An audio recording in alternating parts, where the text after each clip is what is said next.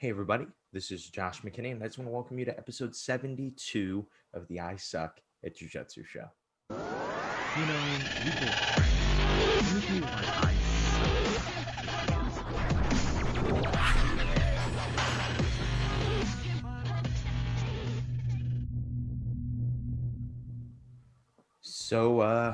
Hello. It's good to see you guys again. It's good to hear my voice again. I haven't done a podcast in like probably a month. Just things got really busy with a few different things that we released with Simplifying Jiu-Jitsu. I'll tell you guys about those in just a second. But also with American Nationals. I just competed a week and a half ago. And of course, I will tell you guys how I did in case you mistakenly don't follow me on social media. But I was able to win my first two matches. My first match was against a very tough competitor. My second match was against a newer black belt, but I won my first one by Kyotera footlock from the duck guard, and I won my second one by I think like 19 to 0 or something like that. I got on top and I was able to pass quite a bit, but I was unable to finish. My opponent did a really good job of building frames and exploding at the right times out of side control. And also, I wasn't super hunting the finish. I was just trying to win the match to get into the final. In the final, I lost to Jake Watson 2-0. And if you guys remember Jake, he was on an episode of the I Suck at Jiu-Jitsu show, and he does not suck at jiu-jitsu. He's very good. And speaking of that, speaking of the same topic, I was just on the Open Guard Cast, his podcast with Danny O'Donnell, and just got to talk about some tournament recap. If you want a little more detail into what happened in that tournament, be sure to check that episode out. It just released the day before this episode is releasing. And so those are kind of that's kind of been a lot of the reason of my busyness, a lot of the reason I have not been posting a ton of content, not as many Instagram videos of training and teaching, and not as many podcasts and things like that. I've done some, but just not as much. And the other reason that I've been very busy is because we finally released our duck guard instructional. So for those of you who don't know, I've been teasing the duck guard for literally a year because I have been trying to develop it for a year. I did not want to share anything that had to do with it until I was very confident the position was quote unquote complete. So what the position is a systemized version of cross sleeve guard. The idea was, what if I could take a grip that's easy to get to, but not a lot of people play, maybe just because there's no system in place for that position. And what if I could develop a system? How easy would it be to create this new fight for people, especially off their back, when I start to show them the ins and outs of the duck guard, and how much better of a chance would they have against people that are quote unquote better than they are at jiu-jitsu? The idea is, if I put you in your closed guard and you play closed guard every single day, you are going to understand that position very well. And maybe I've been in closed guard a lot, so I understand that position very well. Now, if I put you in butterfly guard and you don't play butterfly guard very much, you don't understand the position, and I only have half the time that I have in closed guard. That's how much time I've spent on butterfly guard, but it's still substantially more time than you have spent. And so what is going to happen most likely is I will win that battle in butterfly guard more likely than I will win the battle in closed guard, right? Because we both understand closed guard, but you don't understand butterfly. Even though I just kind of understand it, I should be able to win. We always think of jiu-jitsu as a bunch of different positions instead of just one big grappling fight, right? We think of it as all these different positions because that allows us to be able to say, well, maybe I'm not as good here, but in this specific fight, I can beat this guy. I don't think it's crazy for blue belts or purple belts to be able to beat black belts. And you see this in tournaments a lot, and people are very shocked by it. But if you ever notice, they get them into a specific spot. a spot that they have more understanding than the black belt. Just because you're a black belt doesn't mean you're a black belt in every position. I think you should try to be. Uh, but there's so many different intricate guards. There's so many different intricate positions in jiu-jitsu.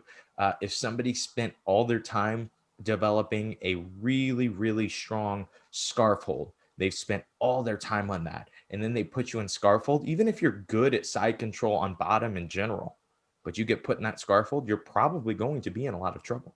It's just because uh, it matters how much time you put in the specific position. And so back to duck guard, that is why we developed it this way, was creating a cross grip that a lot of people don't play cross sleeve guard, and a lot of people don't deal with cross sleeve guard. And so by systemizing it, we've created this way that you can kind of beat the competition by leaps and bounds. And you can learn in about 2 hours what took me 13 months to develop. And if you guys like my training styles and my opinions on jujitsu, those were all applied to this. This was not something that I just did as a, oh, this will sell. This is something that I did as a, I want to uh, contribute my opinions and my theories on jujitsu into this guard. And there's actually a few other guards that we go into, a few guards that I think I invented, I believe that I invented, and I think you guys will really enjoy those. If you want to check that out, go to simplifyingjujitsu.com and you can just go to shop, or you can go to simplifyingjujitsu.com/quack and you will be able to go to the duck guard. That is QUACK, simplifyingjujitsu.com/quack. Also, if you order it within the next 7 days, if you order it before Christmas Eve, you will Christmas Eve day, this sale stops. You will get a free copy of my newest mini course called Dominating Connections. And the idea of this is learning to grip fight from the guard. And when I've told people about this one, everybody that has asked has been like, oh my gosh, is there a way to just buy that? I really want to know how to grip fight from the guard. And yes, there will be a way to just buy that. But for right now, it is just a free add on to the duck guard. So the idea is we're disconnected from the guard. I'm sitting on my butt, my opponent is standing, and I can't get a grip. I don't even know what grip to grab. And so I show you guys some really simple, first some mobility drills and some positional spars to learn how to just keep your legs in front of your opponent. And then we get into some actual grip fighting from standing to pull guard and from disconnected and guard. And I think these are the positions that people have the most trouble with. And then we finish it off with like the 4 or 5, I think 5 most common passes that people will attempt on you, and if they start to get ahead, how you should handle it, how you should fight these really common passes. And so just some really simple, really, really easy to put into whatever game you play off your back. We make sure to split it up for people that like to play seated and people that would rather play laying flat, playing more spider, things like that. And so just shows you where you should be fighting. Like I said, that is free if you buy the duck guard, simplifyingjujitsu.com/quack. It is free until, I don't even remember what I just said. Christmas Eve. Simple, easy to remember. What is that? December 24th. That's Christmas Eve. Okay, so now, without further ado, let's jump into the episode. Let's jump into the question that I was sent just a few days ago. Actually, I have a few other ones that I could have went with, but this one was fresh, and I really liked this question because it opens up a little bit of space on a few different topics that we should touch on for jiu-jitsu. So the question is, I won't say who asked this just because it could be misconstrued as a negative question. And so if the person was asking this about their specific training partner and their specific training partner listened to this, it might be it might look bad. So I just am not going to put the person's name in this one, but thank you for asking this question, super secret person who I will not name. So the question is, how do you deal with bad training partners? Example, not allowing you to drill or work. Okay, so I'll say what I most likely would assume that this means is when you're trying to, how most gyms operate, coach shows something and then everyone goes and tries it. When you're trying to try the moves, your opponent is trying to resist. Now, There are different types of resistance. I'll just jump right into this. It'll be a little bit tangenty, but there are different types of resistance. There is resistance to be helpful, and then there is resistance to try to show that the move doesn't work. Okay, so for example, if I am playing, let's say I'm playing butterfly guard and I'm showing a butterfly sweep. I don't know why I'm referencing butterfly guard so much. I never play butterfly guard, but I show the standard butterfly guard sweep where you get your underhook, you control the wrist, and you do, I don't even know what that's called, the standard butterfly sweep.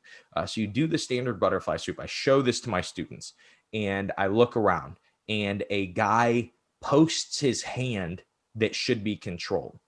That would be good resistance, right? Because he's posting it's a natural reaction. That's how people should react to this. And so what will happen is the person doing the move, doing the butterfly sweep, should either uh, grab the wrist or the elbow to try to finish the sweep, or should try to have done that earlier on, right? And that can create a conversation of, hey, why did that happen? Well, let's work on it, right? And having that conversation is important. I'll talk about what makes a great training partner soon, but for right now, just having that conversation. Hey, why didn't this work? Oh, it's because you didn't control my hand, right? And so that's part of the move, but it's resistance that is common. Now, if I am showing the same move and your training partner just stands up, right? He needs to be on his knees for this move to work. And he's just like, well, what if I stand up? Well, you just created a different situation, right? Jiu-jitsu, like I was just saying, is a bunch of specific situations. This sweep we do when they are on their knees. To then say, oh, well, I'm not going to let my training partner drill this because I'm just going to stand up. You're an idiot and you deserve to die. Sorry, that's a little aggressive, but you deserve to. No, you know what? I'll go with die. I'm good with die. So don't be that training partner. Don't be the training partner whose goal is to try to show that a move does not work by creating responses that you shouldn't be in, right? So you can't do a side control escape if you don't put me in side control, right? So we're working side controls escapes in my gym. If somebody's like, hey, this side control doesn't escape doesn't work when I put him in mount, well, dude, we're not in mount. We are working a specific situation. We are constantly working specific situations. That is how we train jiu-jitsu. And so that is what I assume when people talk about bad training partners, people that just resist to try to stop the move, not resist to show you real reaction. And so one of the best ways to deal with those people is to not partner with them. Okay. I know that we're starting to get to where you can't do that necessarily because certain gyms, certain schools, you have to partner with the same person. I hear that is like one of the most common uh, like COVID related rules for jujitsu gyms. Does this matter?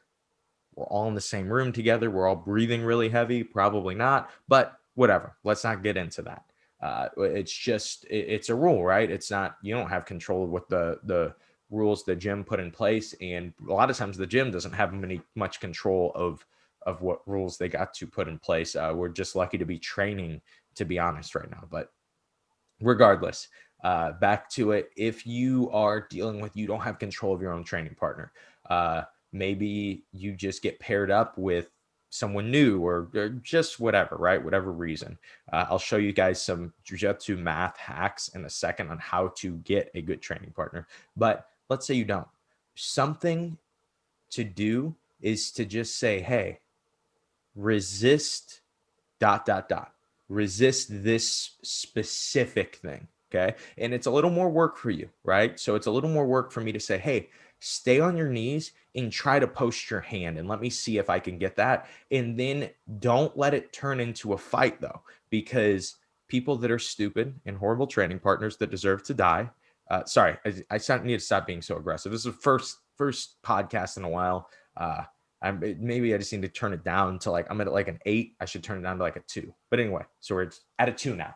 You're not going to murder the guy, or girl. But you don't notice as many girls being horrible training partners. It's usually guys. I don't know what's up with that. I don't know if that is something that we should look in ourselves. I mean, I'm not a bad training partner, but regardless, tangent again. Now, if I'm drilling this butterfly sweep and this guy's being ignorant, I say, hey, try to post your hand on this. And I try to sweep. And then as soon as they start resisting too hard, I'll go, hey, give me a little less resistance. I just want to see if I can get this to work. Does this feel? And you start asking them questions. You start making them feel like they are part of figuring out the move. Okay. It is, it's something that you do in a lot of situations, right? With little kids. I know that this is kind of seems like I'm being derogatory towards people that are bad training partners. I don't mean to be, but this is just how you handle certain things with little kids that are not good in our jujitsu class. Right? They're just evil Damien type children, and when that happens, something you can try that really is helpful is you give them a job. Okay. A lot of times these kids are horrible because not because just yelling at them for whatever, like saying, hey, don't do this, don't do this, don't do this, just doesn't seem to work for them because they're just constantly being told not to do stuff, right? There's no repercussion. You can't beat kids when you're teaching jujitsu, or you probably shouldn't. So how do you handle it, right? You can't beat that guy up. I mean, you could beat him up when it's time to roll, but maybe he's just really good. Maybe you're struggling to beat him up. What you do is you give them a job. You say, hey, little Gregory. I made sure to use the name Gregory because I don't think I've ever had any kids named Gregory that train at my gym. So no parent would listening to this would feel like I am specifically attacking their demon child. But hey, Gregory, I need you to go get the cones for the next game.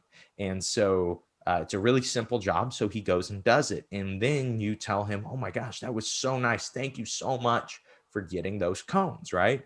We do this when we have a sucky training partner. Like, hey, I need you to resist in this really specific way. It will really be helpful for me.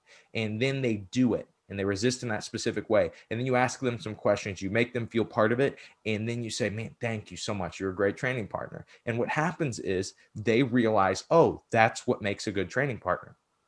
A lot of the people that are ignorant, right? There are two. You can be stupid or you can be ignorant. Stupid is knowing and still doing, and ignorant is not or is doing because you don't know. And so a lot of times people are just ignorant. It's not their fault that they. And I know that I was earlier saying we should kill those people. I'm still on the fence about that, but really one of the best ways to handle it is to try to turn them into a good training partner. I think asking the right questions and kind of explaining how things should be is one of the best ways to do that. Now, if you don't feel like doing that, like for me, I don't want to at this point, if I am drilling something, I'm drilling it for a very specific reason, right? Uh, I'm really choosy about who my training partners are. And so I don't think there's anything wrong with sending a Facebook message to somebody the day before training. Say, hey, I really get good looks when we partner together. Can we partner together tonight? Now, don't be like, like, oh man, there's this cute girl or there's this cute guy at the gym. I'm going to send him a message and say, hey, let's partner together. Don't use that. Don't use my methods for evil, please. But sometimes we just go in and we know who we're going to partner with. I always tell this really funny story. One time we were doing a seminar, and I don't remember who the seminar was, but my buddy Derek and I and my dad, there are three of us in this crew of people that are, it's very new. My coach's gym was very new still. And so we really, not a lot of people even knew the positions that we were going to work. Like, right, we're working like X guard and stuff. Most of these guys have never even done close guard. They've been training for a month, right? And so as soon as we broke into drilling partners, me and Derek made quick eye contact and partnered up. And the funny thing was, my dad was then left alone in the rain and he started stutter stepping. He didn't know who to pick. Everyone's grabbing their partner. And my dad, who was probably like 200 pounds at the time, gets paired with this girl who is like on her first day. and probably weighed 100 pounds. And so a lot of the movements were just really, really hard to work when you're substantially bigger than a person. And then for her to be able to move them, especially since she didn't know a lot of the moves, was very hard to work. And so it was just a funny story of screwing over your dad for a good training partner. And so a good training partner is really important. I would say that having a good partner to drill with is one of the most important things when it comes to drilling moves. Probably the most important thing. I don't believe that you learn as much from just doing the move a million times. I think you learn more from making sure that you're doing the move right. And you find out that you're doing the move right by getting the right amounts of resistance. Uh, just somebody being lifeless. This happens when I teach my teen class a lot. We always call it going boneless. Some of the kids just like go boneless while their partner's drilling, right? And so we're doing a Kimura from closed guard, and the person on top is just falling over, right? It's not good resistance. And so it makes the Kimura from closed guard very hard to do. So that's what we look at, is finding somebody who doesn't do that, but then somebody who also isn't a jerk and doesn't just try to make the movement not work. The idea is you give enough resistance that the move works, but you can tell if it wouldn't, right? So you both can know, hey, that wouldn't work. You didn't do this right. And then you can talk about it. Being able to conversate about the position that you're in and conversate about the thing that just happened is probably the most important thing when it comes to drilling.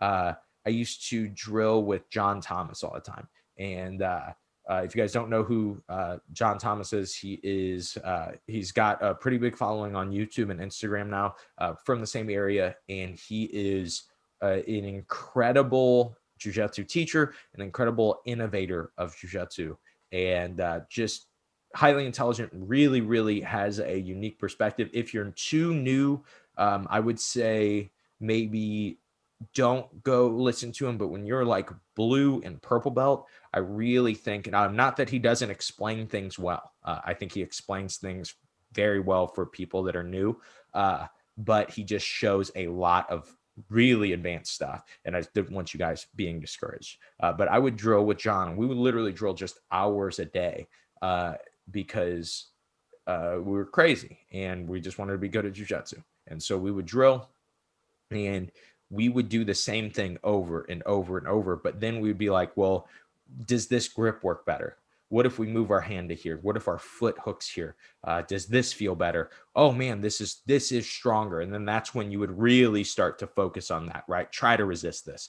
And so just by asking those questions, you get so much better because you are doing the trial and error of a live round, but without wasting any energy, right? That's what we're trying to do when we're training jiu-jitsu, is we're trying to do a live round. We're just doing a ton of trial and error. And so that is kind of the big way to make sure that you have a good drilling partner. But if you don't, we ask the questions. We try to form our partner into a good drilling partner. And so that is pretty much all I have on the topic for you guys today. Today was a shorter episode, a lot of tangents, but I hear people say that they enjoy the tangents because I try to drop as many jiu-jitsu nuggets as I can into all these different things. So lastly, be sure to check out the Duck Guard, simplifyingjujitsu.com/quack. I will link it in the description of this show. But also, this episode came from a question that somebody sent me on Instagram. There was no like, hey, could you use this for the next episode or something like that? They just sent the message, right? They just sent the question. And I said, hey, that's going to make a great episode. I'll be posting it soon. And so that is what makes this show easy for me. One of the hardest things for me to be able to do for this show is come up with ideas of content, not to come up with the content itself. For me, that's easy. It's easy for me to sit for a half hour and talk about jiu-jitsu, right? If you guys ever have anybody that you think would be good on the podcast, be sure to ask me. Keep in mind, I'm unique with the way that I run the podcast and the way that I have certain people. So if somebody is super intellectual and doesn't seem fun to talk to, we'll probably not produce a very fun podcast. But if somebody has something unique, a unique perspective of jiu-jitsu, and is a good person to just conversate with, then that would be the type of person that I always look for in the show, right? That's how our interviews turn out, is very conversational. And so that is all I have for you guys. If you have any questions, shoot them to me on Instagram or send them to me at josh@simplifyingjujitsu.com. And hope you guys have a great rest of your day. I'm sure I will talk to you guys before Christmas, but if not, if you guys don't listen to it before, be sure to have a Merry Christmas or Merry whatever it is that you celebrate. Most importantly, have a Merry Duck Guard. Make sure to go to simplifyingjujitsu.com/quack and check out the Duck Guard. I know you guys are going to love it. That's all I have for you guys. Hope you guys have an excellent Christmas, and I hope that you guys suck just a little bit less at jiu-jitsu.